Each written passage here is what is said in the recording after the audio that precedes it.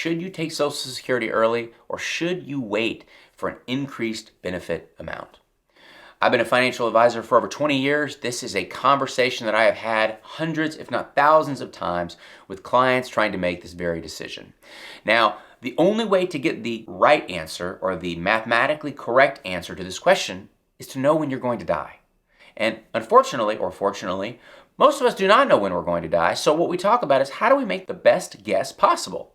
Okay, what we're going to do is we're going to talk about a lens that you can use, knowing that we won't know when we're going to die. And this is assuming in your financial plan that you have the flexibility to do both, or either take it early or wait. How do you make the right decision? And the lens that I look through, or one of the questions that I ask, is, which one of you is going to enjoy this money more? And now, granted, you're the same person, so which one of you, what do I mean? Is the person who's going to be taking it sooner, or the person who would wait and enjoy a higher benefit for longer? Who would enjoy those payments more?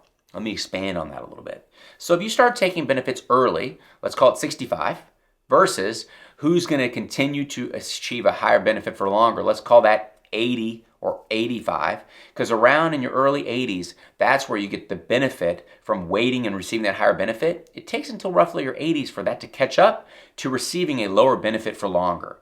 And so you don't necessarily win by waiting until you're quite a bit older. Let's call it early 80s. And so let's compare the early 80-year-old version of yourself with the mid-60s version of yourself, and compare those two payments. Which one of you is going to enjoy those dollars more?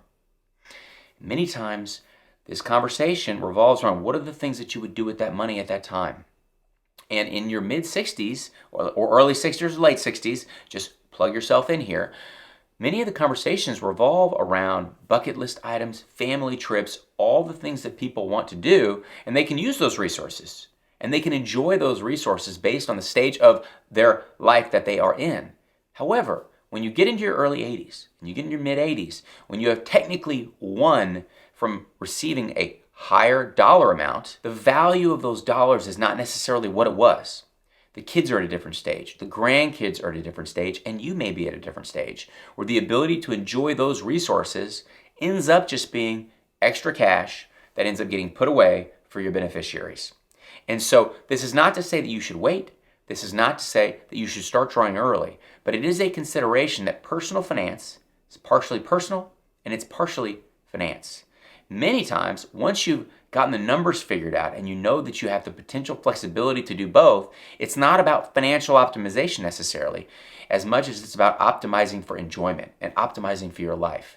And so that's an important consideration, because it's really tempting to say, well, if my benefits are going to increase by 8% a year, that's a free 8%. I'm just going to continue to do that no matter what. And if we were only solving, if every financial plan only optimized for finances, the answer would always be, well, just keep spending less money and never retire.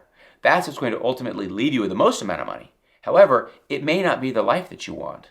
And so use that same lens when you're thinking about Social Security. Is 65-year-old version, as an example, me, what am I going to do with those dollars? How much am I going to appreciate those dollars and enjoy it? Versus the much older version, let's call it early 80s, because that's where that break even is. How much am I going to enjoy those dollars then? It's not to say one is going to enjoy them more than the other, but it is a useful lens to kind of separate the personal and the finance of personal finance, so that as long-term investors, you can make better financial decisions. I hope you found this helpful, and as always, thanks for investing your time with the Personal CFO.